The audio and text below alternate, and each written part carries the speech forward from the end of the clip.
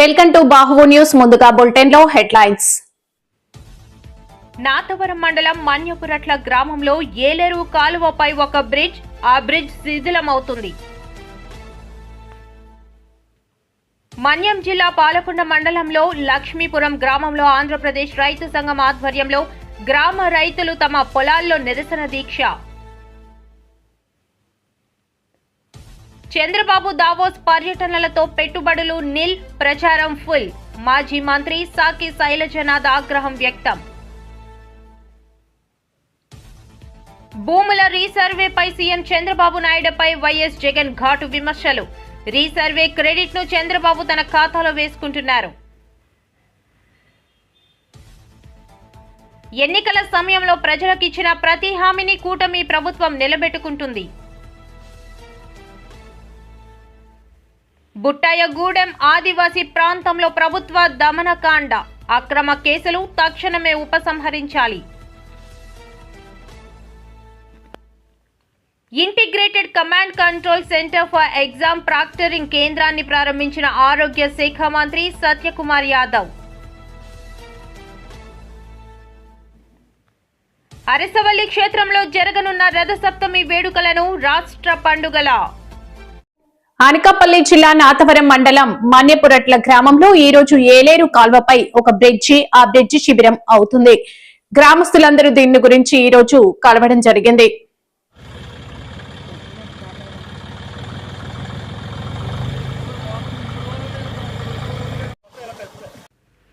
అనకాపల్లి జిల్లా నాతవరం మండలం మన్యపురట్ల గ్రామంలో ఈరోజు ఏలేరు కాలువపై ఒక బ్రిడ్జ్ శిథిలమవుతుంది. కావున గ్రామస్తులందరూ దీని గురించి ఈరోజు కలవడం జరిగింది. మన్యపురట్ల నుండి దాదాపు 12 గ్రామాలు రహదారి మార్గం కనుక ట్రాక్టర్లు, వాహనాలు దీనిపై రావడం వల్ల బ్రిడ్జ్ శిథిలమై కూలిపోయే స్థితి ఏర్పడింది. కావున గవర్నమెంట్ దీనిపై స్పందించి తక్షణమే బ్రిడ్జ్ని ఏర్పాటు చేయాలని ప్రజలు కోరడమైనది. దీనిపై ప్రభుత్వం వారు తక్షణ చర్య తీసుకోవాలని గ్రామస్తులు ఆందోళన చెందుతున్నారని గ్రామ పెద్దలు తెలియజేశారు. వైఎన్సీ కాలువ వారికి తెలియపరిచినప్పుడు వారు మరమ్మతులు చేయడమే చేయించారు. మళ్లీ ఇప్పుడు యథావిధిగా కూలిపోవడానికి సిద్ధంగా ఉన్నది కనుక గ్రామస్తులందరూ ఆందోళన చెందుతున్నారు. దీనిపై ప్రభుత్వం ఒక తొందర నిర్ణయం తీసుకోవాలని తెలియజేయడమైనది. కింద 20 గ్రామాల దాకా ఉన్నాయండి. ఇదివరకు కూడా సుమారు 5 సంవత్సరాల క్రితం ఇదివరకు అలాగే నీరు దీని మీద బాగా ఎక్కువైపోయి బిజీ పడిపోయే ప్రధాన శాస్త్రగా చూసి మేము పై ఆఫీసులకి మేము తెలియపరుచుకున్నాం. అప్పుడు దీని పై ఆఫీసులు ఈ ఏలేకర్ మీద ఆఫీసర్లు ఇక్కడ రావడం జరిగింది. వాళ్ళు వచ్చి అందరూ చూశారండి. చూసి దీన్ని కొత్త బ్రిడ్జిగా మేము కొత్త బ్రిడ్జి కడతాం, అడిగి పిల్లర్స్ లేకుండా కూడా కట్టి ఏర్పాటు చేస్తాను మాట ఇచ్చానండి. కానీ సుమారు 5 సంవత్సరాలు అయిపోతుంది. ఇంతవరకు దాన్ని ఏమి పట్టించుకోలేదు. దీన్ని తొందరగా కొత్త బ్రిడ్జి ఏర్పాటు చేస్తారని, ఇది శిథిలావస్థ వచ్చింది కాబట్టి ఈ ప్రభుత్వ వారు అలాగే దీని తాలూకు వైఎస్సీ కాలం మీద ఉన్న ఆఫీసర్లు దీన్ని స్పందించి కొత్త బ్రిడ్జి నిర్మిస్తారని ఆశిస్తున్నాం. ఈ బ్రిడ్జి అనకాపల్లి జిల్లా నాతవరం మండలం మన్యపురట్ల గ్రామం పంచాయతీ, లింగంపేట పంచాయతీ, అలాగే చిన్నగ్రారం పంచాయతీ, పెద్దగ్రారం పంచాయతీ, అలాగే 20 గ్రామాలు ఈ మన్యపురట్ల గ్రామం నుంచి ఏలేరు కాలం మీదుగా ఒంతిరి మీదుగా వెళ్ళడం జరుగుతుంది. అనేక నీరు బ్రిడ్జి మీద పాడటము, బ్రిడ్జి వ్యవస్థ రావడం కూడా జరిగింది. ఒకసారి 2 సార్లు మరమ్మతు జరిగినా కూడా మరి ధాన్యాలు పొలాల్లోంచి తీసుకురావడము, గ్రామస్తులందరూ కూడా ఈ 20 గ్రామాలు కూడా ఈ మన్యపురట్ల గ్రామం నుంచి నాతవరం హెడ్ క్వార్టర్ కాబట్టి నాతవరం హెడ్ క్వార్టర్ని చూసుకుంటూ మన్యపురట్ల గ్రామం నుంచి మన్యపురట్ల ఉన్న ఏలేరు కాలం మీద బ్రిడ్జి నుంచి 20 గ్రామాలు రహదారిగా బ్రిడ్జి ఏర్పడింది కాబట్టి ఈ బ్రిడ్జి శిథిలానికి వచ్చింది కాబట్టి మరి మన నియోజకవర్గం అయినటువంటి నాయకులు అయ్యన్న పాత్రుడి గారి దృష్టికి ఈ మీడియా. మన్యం జిల్లా పాలకొండ మండలం లోవిడి లక్ష్మీపురం గ్రామంలో ఆంధ్రప్రదేశ్ రైతు సంఘం ఆధ్వర్యంలో గ్రామ రైతులు తమ పొలాల్లో నిరసన దీక్ష చేపట్టారు. ఉమ్మడి శ్రీకాకుళం జిల్లా అన్నదాతకు దళారీ ముద్ర, కొనుగోలు కాని టన్నుల ధాన్యం ఇతర ప్రాంతాలకు తరలించాలంటే అధిక ట్రాన్స్పోర్ట్ భారం మోయలేమంటున్న రైతులు. ప్రభుత్వం తక్షణమే స్పందించి మమ్మల్ని ఆదుకోవాలని కోరుతున్న రైతులు. మన్యం జిల్లా పాలకొండ మండలం లోవిడి లక్ష్మీపురం గ్రామంలో ఆంధ్రప్రదేశ్ రైతు సంఘం ఆధ్వర్యంలో గ్రామ రైతులు తమ పొలాల్లో నిరసన దీక్ష చేపట్టారు. పాలకొండలోని రైస్ మిల్లర్లు తమ వద్ద ధాన్యాన్ని కొనుగోలు చేయకపోవడంతో ఇతర మండలాలకు ధాన్యాన్ని తరలించే ట్రాన్స్పోర్ట్ భారం తమ మీదే పడుతుందని రైతులు ఆరోపిస్తున్నారు. గ్రామంలో సుమారు 500 టన్నుల ధాన్యం గ్రామంలో అమ్మకానికి సిద్ధంగా ఉందని, సంక్రాంతి పండుగ ముగిసినా కనీసం పండిన పంటను అమ్ముకోలేని స్థితిలో ఉన్నామని రైతులు ఆవేదన వ్యక్తం చేశారు. రైతులను, వారి తరపున ప్రశ్నించే వ్యక్తులను దళారులుగా రైస్ మిల్లర్లు సృష్టించడం జరుగుతుందని ఆంధ్రప్రదేశ్ రైతు సంఘం మన్యం కార్యదర్శి బుడితి అప్పలనాయుడు ఆరోపించారు. ప్రభుత్వం తక్షణమే స్పందించి రైతులకు న్యాయం చేయాలని, లేని పక్షంలో రైతులతో కలిసి ఉద్యమం చేపట్టేందుకు సిద్ధంగా ఉన్నామని ఆంధ్రప్రదేశ్ రైతు సంఘం సభ్యులు తెలిపారు. నా పేరు బుడితి అప్పలనాయుడు, పార్వతీపురం మన్యం జిల్లా ఆంధ్రప్రదేశ్ రైతు సంఘం పార్వతీపురం మన్యం జిల్లా కార్యదర్శిని. ఈరోజు జనవరి 21 పండగకు ముందే ఇక్కడ ధాన్యాన్ని రైతులు సుమారు మన వాళ్ళు చెప్తున్నారు 4 నుంచి 5,000 బస్తా కొట్టామని. అంటే సుమారు 400 నుంచి 500 టన్నులు ధాన్యం పండగ ముందు తమ పండగ అవసరాలు గడుపుకోవడం కోసం మరి ధాన్యం ఆడించేశారు. మిల్లర్స్కి తరలిద్దాం అనుకుంటే స్థానిక పాలకొండ మిల్లర్స్కి టార్గెట్స్ లేదు, బీజేలు అయితే ఉన్నాయి కానీ టార్గెట్స్ లేవని చెప్తున్నారు. దాంతో ఇతర మండలాలకి వీళ్ళు ధాన్యాన్ని తరలించాల్సి వస్తే మరి ట్రాన్స్పోర్ట్ అనేది అదనంగా ప్రైవేట్ వాహనాల ద్వారా అడుగుతున్నారు. దీనివల్ల అధిక భారం అనేది రైతుకు అవుతుంది. ఇదే సమయాన్ని ఆధారం చేసుకుని మిల్లర్స్ కూడాను వాళ్ళు మాత్రం బ్రోకర్ల చేత లేదా మిడిల్ మ్యాన్ చేత మొత్తం ధాన్యం సేకరణ చేయొచ్చు. ఏదైనా రైతు సమస్య మీద రైతు పక్షాన్ని నిలబడి మాట్లాడుతున్న వాళ్ళని బ్రోకర్లని పెట్టి చెప్పి అధికారులని తప్పుదారు పట్టిస్తున్నారు. దీన్ని ఆంధ్రప్రదేశ్ రైతు సంఘం తరఫున మేము ఖండిస్తున్నాం. నిన్నను పాలకొండలో గ్రీవెన్సీల సందర్భంగా కలెక్టర్ గారు మాట్లాడుతున్నప్పుడు మరి సీతంపేటలో చిన్నబగ్గ రైస్ మిల్లుకి ధాన్యం తోలారు.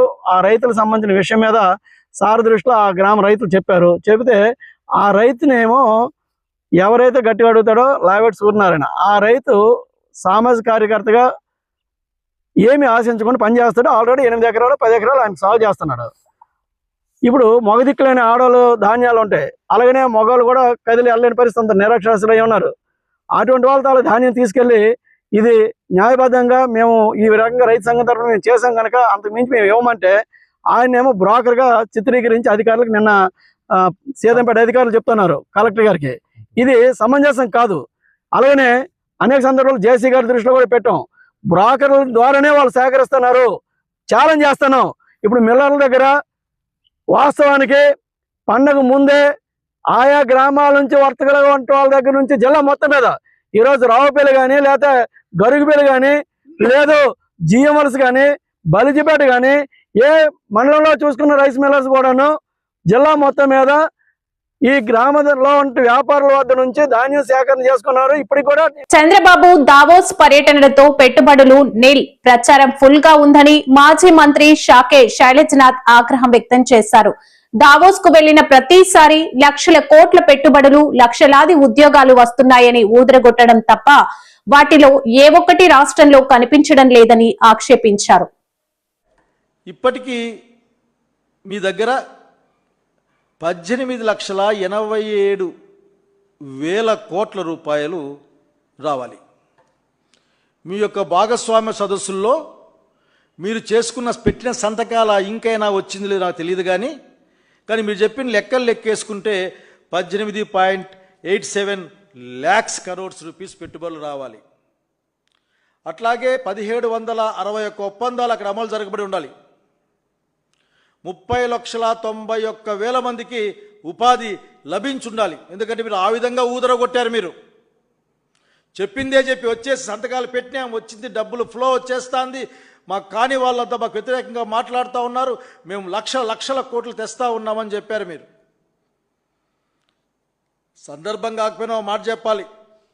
మీ యాటిట్యూడ్ ఎట్లా ఉంటుందంటే బహుశా లోకేష్ గారు అనుకుంటాను సమాధానం చెప్పింది.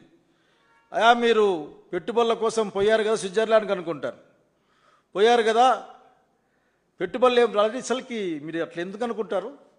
వినడానికే చాలా ముచ్చటేస్తుంది నాకు. అసలుకి ఎట్లయినా మాట్లాడతారు అబ్బాయి తండ్రి కొడుకు అని. పెట్టుబడుల కోసం ఏంటి? ప్రచారం కోసం వెళ్ళాం, బ్రాండ్ డెవలప్మెంట్ కోసం వెళ్ళామని చెప్పారు మీరు.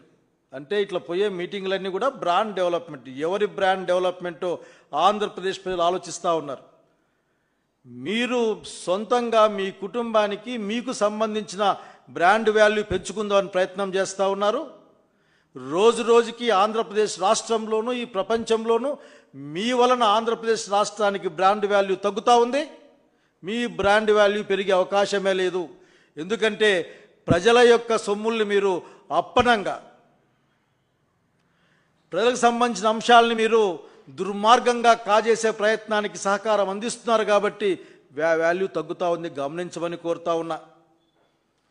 అయ్యా, మీరు 30 లక్షల మందికి ఉపాధి పెట్టాలి కదా. ఇదే భ్రమలో మాలాంటి వాళ్ళు అసలు ఏ భ్రమలు ఇవని చెప్తా ఉంటే మళ్ళీ కొత్తగా మీరు పేర్లు మార్చి అదే పాట మొదలుపెట్టారు. ఏదో పాడిందే పాడరా, ఏదో దాసరి అంటుంటారే. భూముల రీసర్వే చేపట్టిందే తాము అని అన్నారు. వైసీపీ అధినేత వైఎస్ జగన్ 2020 డిసెంబర్లో భూ సంస్కరణలు చేపట్టి 1923 నాటి నుంచి భూములను తాము రీసర్వే చేశామని జగన్ అన్నారు. 2019లో తాము మేనిఫెస్టోలో ఇచ్చిన హామీని నిలబెట్టుకున్నామన్న జగన్ ఇప్పుడు తమకు దక్కిన క్రెడిట్ ని చోరీ చేసేందుకు కూటమి ప్రభుత్వం ప్రయత్నిస్తోందని అన్నారు. అబద్ధాలు ఏ స్థాయిలో ఉన్నాయి అన్నవి ఒక విషయంగా ఎక్స్ప్లెయిన్ చేస్తాను. రెండో విషయంగా ఈ మధ్యకాలంలోనే చంద్రబాబు నాయుడు పల్నాడులో ఎంత దారుణంగా ఒక సామాన్యుడిని, ఒక దళితుడిని, ఒక పేదవాడిని, మా వైఎస్ఆర్సిపి కార్యకర్తను ఎంత దారుణంగా తాను చంపించే పాత్ర పోషించాడు అన్న విషయం నిజంగా సమాజంలో ఉన్న వ్యక్తులు ఎవరైనా కూడా సివిలైజ్డ్ సొసైటీలో ఉన్న వాళ్ళు సిగ్గుతో తల వంచుకోవాల్సిన అంశం ఇది. ఈ విషయంలో నిజంగా జరుగుతూ ఉన్న అన్యాయం గురించి కూడా ప్రస్తావిస్తాను. మొట్టమొదటిగా సర్వే గురించి, ఈ రీసర్వే టాపిక్ గురించి we will take it forward.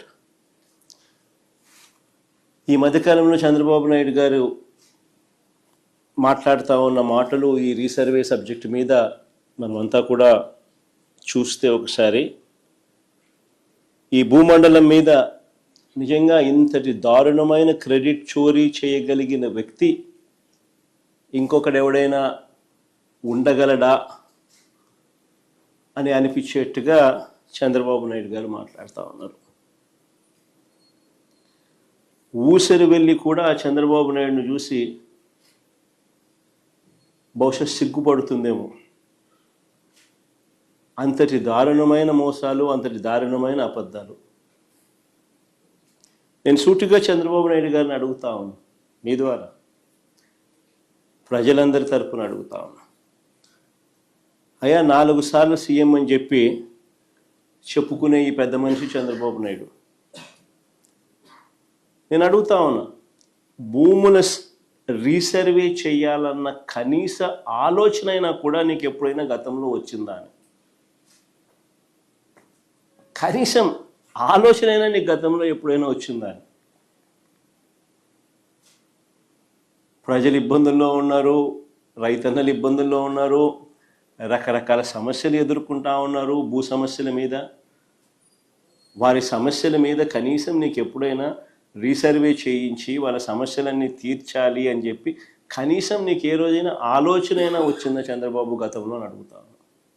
ఈరోజు క్రెడిట్ చోరీ తీసుకుంటూ తాను మాట్లాడుతూ ఉన్న మాటలకు నిజంగా ఈ పెద్ద మనిషి సిగ్గుపడాలి. అసలు భూముల రీసర్వేకి మూలం ఎక్కడి నుంచి వచ్చిందో తెలుసా? ఇది మూలం ఎక్కడి నుంచి పుట్టుకొచ్చింది అంటే 2019 కన్నా ముందు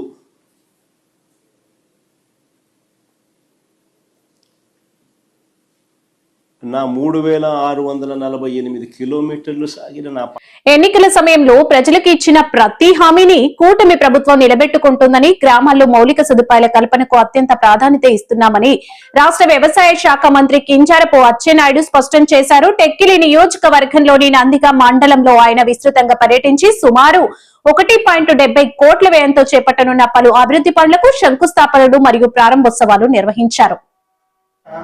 మీ ఊర్లోనే కొలాయి బోర వేస్తే నీరు వేసం వచ్చేసరికి ఎండిపోతుంది.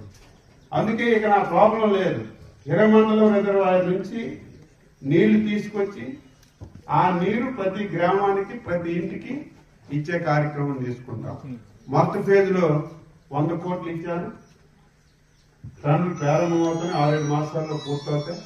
రెండో ఫేజ్ లో 600 కోట్లు, ఎందుకంటే హిరమండలం నుంచి నీళ్లు తేవాలి కాబట్టి అది కూడా మంజూరైంది.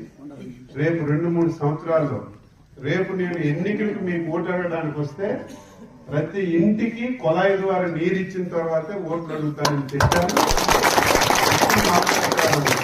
అన్ని గ్రామాలకి 420 గ్రామాలు ఉన్నాయి.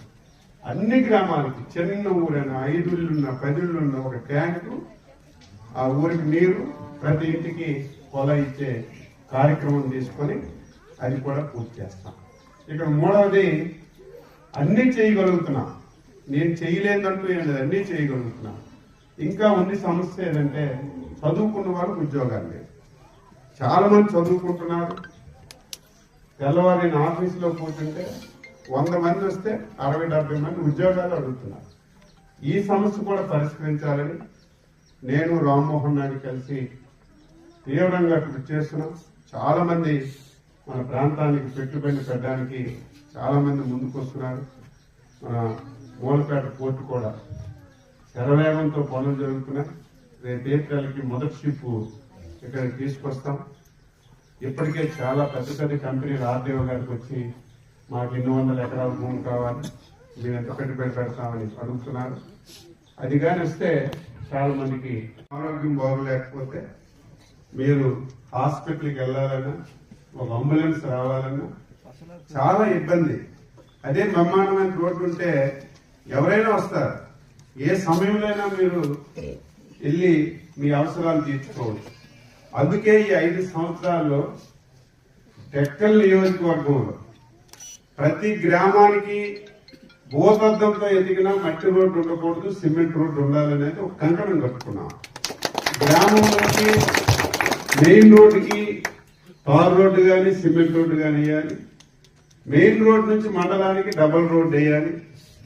5 సంవత్సరాల్లో రాజకీయాలకు అతీతంగా ఈ రోడ్లు వేశారని లేకపోతే ఏలూరు జిల్లా బుట్టాయిగూడెం మండలంలోని ఇనుమూరు ఏజెన్సీ గ్రామం పూర్తిగా ఆదివాసీ ప్రాంతమని, ఇది 1/70 చట్టం కింద రక్షిత గిరిజన ప్రాంతమని అఖిల భారత వ్యవసాయ కార్మిక సంఘం ప్రధాన కార్యదర్శి కామ్రేడ్ బి వెంకట్ స్పష్టం చేశారు. బుట్టాయిగూడెం మండలం ఇనుమూరు గ్రామాన్ని ఆయన పర్యటించి ఆదివాసీలతో మాట్లాడడం జరిగింది.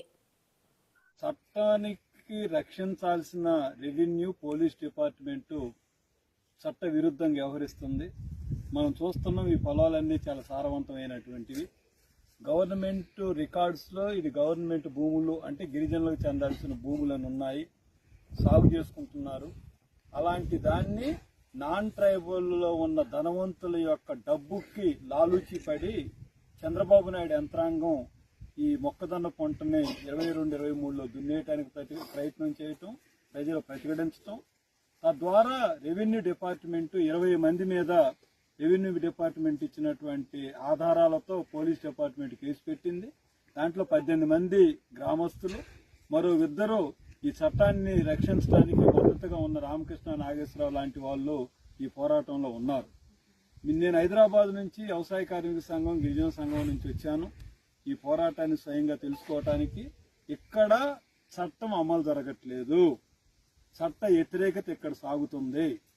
చంద్రబాబు నాయుడు నాయకత్వంలో ఉన్నటువంటి కూటమి ప్రభుత్వం ఈ చట్టాన్ని ధిక్కరించడానికి పాల్పడతా ఉంది మోడీ మద్దతుతో. అందువల్ల రేపు 1వ తారీఖు నుంచి జరిగే పార్లమెంటు సమావేశాలలో ఇరుమూరులో జరుగుతున్నటువంటి దుర్మార్గాన్ని పార్లమెంటు వ్యవసాయ కార్మిక సంఘం గిరిజన సంఘం పార్లమెంటు సభ్యుల ద్వారా పార్లమెంటులో రేజ్ చేయించడం, రాష్ట్రపతి గారిని కలిసే ప్రయత్నం చేయటం, ఇండియా బ్లాక్ పార్టీలన్నింటినీ కూడా దీంట్లో భాగస్వాములు కావాలని కోరటం. అంటే మీరు ఒంటరిగా లేరు, దేశం అంతా న్యాయంతో ఉంది అంటే ఇనుమూరు ప్రజలతో ఉందని తెలియజేయటానికి నేను ఢిల్లీ నుంచి రావటం జరిగింది. కాబట్టి రాష్ట్రపతి గారు గవర్నర్ గారు దీంట్లో జోక్యం చేసుకోండి, ఈ యొక్క నరమేధాన్ని ఆపండి. మహిళల మీద అటెంప్ట్ మర్డర్ కేసులు ఏంటి, వాళ్ళ మీద దాడులు చేసిన పోలీసులు ఎంఆర్ఓలు రాజాల్లాగా తిరగటం ఏంటి? ఇది ఎక్కడ దుర్మార్గమైనటువంటి విషయం.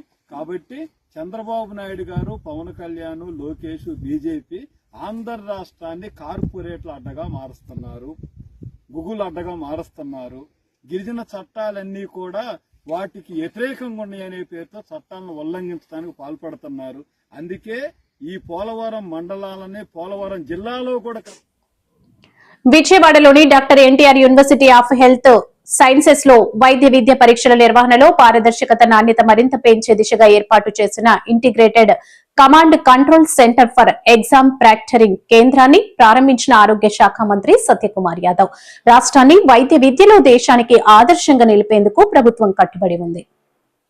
ఒక మానిటరింగ్, సెంట్రలైజ్డ్ మానిటరింగ్ సిస్టమ్ తెచ్చిన సందర్భంగానే NTR health university vice chancellor గారైన డాక్టర్ చంద్రశేఖర్ గారికి, రిజిస్ట్రార్ డాక్టర్ రాధికారెడ్డి గారికి, అదేవిధంగా కొత్తగా ఇప్పుడే నియమింపబడిన control of examination doctor Chakka Srikanth గారికి కూడా నేను ప్రత్యేకంగా అభినందనలు తెలియజేస్తున్నా. మీ ఇవన్నీ ఉద్దేశం ఏంటంటే, ఇవాళ 5 కళాశాలలకి ఇవాళ పైలట్ ప్రాజెక్ట్ కింద 5 కళాశాలలు చేశాం. రాబోయే రోజుల్లో మొత్తం 37 మెడికల్ కళాశాలలకు విస్తరించడమే కాకుండా ఇప్పుడే వీసీ గారు చెప్పినట్టుగా రాబోయే రోజుల్లో నర్సింగ్ కానీ లేదా ఆయుష్ హాస్పిటల్స్ను కూడా వీటిని ఇంటిగ్రేట్ చేసి ఒక సింగిల్ కమాండ్ కంట్రోల్ సెంటర్ని తీసుకొచ్చే ప్రయత్నం చేస్తాం. దీంట్లో ప్రధాన ఉద్దేశం ఏంటంటే, విద్యార్థులు ఎక్కడ కూడా కాపీయింగ్ పాల్పడకుండా ఒక నాణ్యమైన, అంటే కాపీయింగ్ పాల్పడే అవకాశం లేనప్పుడు వారు చదివే అవకాశం కూడా ఎక్కువ ఉంటుంది. అదే సమయంలో ఇన్విజిలేటర్లు కూడా ఎక్కడ ఉదాసీనత లేకుండా, అబ్జర్వర్లు కూడా ఉదాసీనత లేకుండా, లేదా ఎటువంటి అవకాశం లేకుండా చేసే దిశగా ఈ ప్రయత్నాన్ని ఇవాళ చేయడం జరిగింది. ముందు నేను చెప్పినట్టుగా అన్ని ఈ మెడికల్ హెల్త్ కింద మినిస్ట్రీ కింద ఉంటున్న అన్ని కళాశాలలు కూడా వీటిని విస్తరించే ప్రయత్నం చేస్తాం. దీని ఉద్దేశం అంటే, ఈ రాష్ట్రంలో ఈ medical education is very complex in nature. మామూలుగా ఏదో మిగతా వాటిలాగా కాదు. కాబట్టి థియరీకి ఎంత ఇంపార్టెన్స్, ప్రాక్టికల్స్ ఎంత ఇంపార్టెన్స్ ఉంటుందో థియరీకి కూడా అంతే ఇంపార్టెన్స్ ఉంటుంది. కాబట్టి వీటిలో ఎందుకంటే వాళ్ళు ఈ డాక్టర్లు బయటకు వచ్చిన వాళ్ళు, ఆ డాక్టర్ల నాణ్యత లేకపోతే దాని ప్రభావం సమాజం మీద ఉంటుంది, పేదల మీద ఉంటుంది, రోగగ్రస్తుల మీద ఉంటుంది. కాబట్టి ఒక నాణ్యమైన వైద్య విద్యను అందించాలనే ప్రయత్నం కూటమి ప్రభుత్వం చేస్తూ ఉంది. అందుకని మనందరికీ తెలిసిన విషయమే, ఏ విభాగంలో అయినా దేంట్లోనైనా టెక్నాలజీని అనుసంధానం చేసుకొని ఒక సమూలమైన మార్పును తీసుకొచ్చే దిశగా మన రాష్ట్ర ముఖ్యమంత్రి గౌరవనీయులు చంద్రబాబు నాయుడు గారు విశేషమైన కృషి చేస్తున్నారు. ఆయన చూపిన నిర్దేశాలను తీసుకొని ఇవాళ ఆయన మార్గదర్శనంలో మా మెడికల్ ఎడ్యుకేషన్ సంబంధించిన వాటిలో కూడా ఈ రకంగా టెక్నాలజీని అనుసంధానం చేసి మార్పు తీసుకొచ్చి ఒక నాణ్యమైన వైద్య విద్యని తీసుకోవడం, అదేవిధంగా ఖర్చును తగ్గించే ప్రయత్నం చేయడం, అవకతవకలకు అవకాశం లేని ఒక వాతావరణాన్ని సృష్టించే దిశగా ప్రయత్నాలు చేస్తున్నాం. ధన్యవాదాలు. ఏమైనా పొలిటికల్ కావాల్సి అడగచ్చు.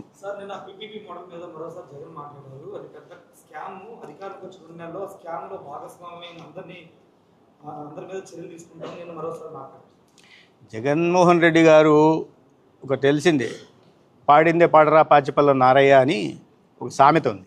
అరసవల్లి క్షేత్రంలో జరగనున్న రథసప్తమి వేడుకలను రాష్ట్ర పండుగల అత్యంత వైభవంగా నిర్వహించేందుకు మన ప్రభుత్వం మరియు జిల్లా యంత్రాంగం అన్ని ఏర్పాట్లు పూర్తి చేశామని ఎమ్మెల్యే గోండు శంకర్ అన్నారు. భక్తులకు ఎక్కడా ఎటువంటి ఇబ్బంది కలగకుండా మేము తీసుకుంటున్న చర్యలను మీతో పంచుకుంటున్నాను అని మీడియా సమావేశంలో అన్నారు.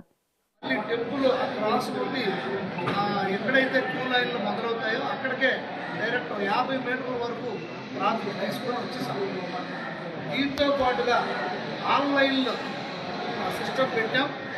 ఆన్లైన్ ద్వారా ఇంటి వద్దనే టికెట్స్ బుక్ చేసుకొని ప్రింటింగ్ కూడా తీసుకునే సౌకర్యం కల్పించాం. దీంతో పాటుగా ప్రతి టికెట్కి QR కోడ్ ఏర్పాటు చేశాం.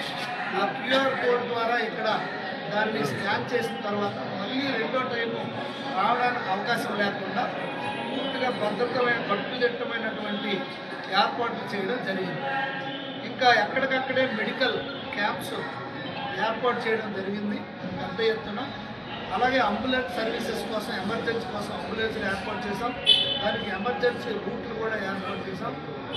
ఈ ప్రధాన ఆలయం యొక్క ఆర్చ్కు ముందే పోలీసు వారి కంట్రోల్ రూమ్ కూడా ఇక్కడే ఏర్పాటు చేయడం జరిగింది. ఇదంతా దీంతో పాటుగా బయట మొబైల్ టాయిలెట్స్ దాదాపుగా ఒక 250 మొబైల్ టాయిలెట్స్ ఏర్పాటు చేశాం. బయట ఎవరైతే స్వచ్ఛంద సేవా సంస్థలు ఉన్నారో వాళ్ళు కూడా పెద్ద ఎత్తున భోజన ఏర్పాట్లు చేస్తున్నారు. హోటల్ అసోసియేషన్ వారు 40,000 మంది చేస్తున్నారు. అలాగే ఆలయం నుండి తరఫు కూడా 2 లక్షల లడ్డూలు ఉచిత ప్రసాదంగా ఒక్కొక్కరికి వచ్చిన వరకు లడ్డూ ఇవ్వడానికి ఆ ఏర్పాట్లు కూడా ఆలయం నుండి ఏర్పాటు చేయడం, ఎక్కడికక్కడే సేల్స్ కౌంటర్స్ ఏర్పాటు చేసాం. ఇక పరిశుభ్రత కోసం, శానిటేషన్ కోసం మున్సిపల్ కార్పొరేషన్ సిబ్బందిని బయట నుండి కూడా కొంతమందిని తీసుకురావడం జరిగింది. ప్రోటోకాల్ వెహికల్స్కి ఒక 8 వెహికల్స్ పెట్టాం. వికలాంగుల కోసం, అలాగే వృద్ధులు ఎవరైతే సీనియర్ సిటిజన్స్ ఉన్నారో వారికి ఒక 4 వెహికల్స్ సెపరేట్గా పెట్టాం. వాళ్ళని డైరెక్ట్గా ఆలయం వద్ద నుండి తీసుకొచ్చి దర్శన ఏర్పాటు చేయడానికి అది కూడా ఒక పక్క చేయడం జరిగింది. ఇంకా ఉచిత బస్సు ఆల్రెడీ ఉంది కనుక ఎక్కువ మంది మహిళలు కూడా వచ్చే అవకాశం ఉంది కనుక కాంప్లెక్స్ నుండి వేరే రూట్ ద్వారా శ్రీకోర్మం వైపుగా ఎక్కడైతే మనం పార్కింగ్ ఏర్పాటు చేసామో అక్కడ వరకు ఉచిత బస్సులు ఒక 10 కాంప్లెక్స్ నుండి ఆ ప్రాంగణంకి ఆ బస్సులు కూడా ఏర్పాటు చేయడం జరిగింది. దీంతో పాటు ఎక్కడికక్కడే ఫోటోలు, వీడియోలు, తర్వాత సీసీ కెమెరాస్, డ్రోన్స్ దాదాపు 25 డ్రోన్స్ వాడుతున్నాం. పోలీస్